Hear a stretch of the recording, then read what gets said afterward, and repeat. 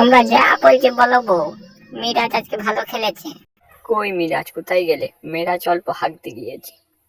কই মিরাজ হাঁকা হলো? এতক্ষণ সময় লাগে?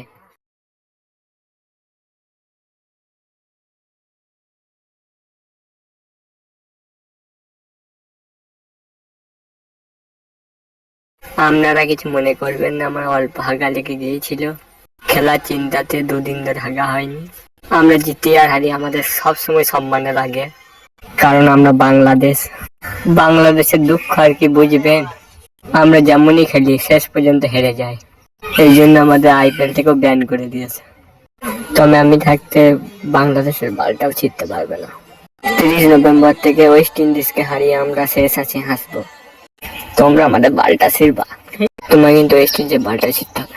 ও ছিঁড়ে দেবো, কোনো ব্যাপার নাই, সেটা কোনো বড় কথা নাই। বড় কথা হচ্ছে বালের সাথে বিচি কটা খুলে দেবো একবার এসো কেন, তারপরে আমাদেরকে এক একটা বল পেছনে ভরে দেবো। কি ভেবেছো মামুনি বেটারা, ওয়েস্ট ইন্ডিজকে হারাবে? তোমার স্বপ্ন বালেও পূরণ হবে না, দেখা যাবে।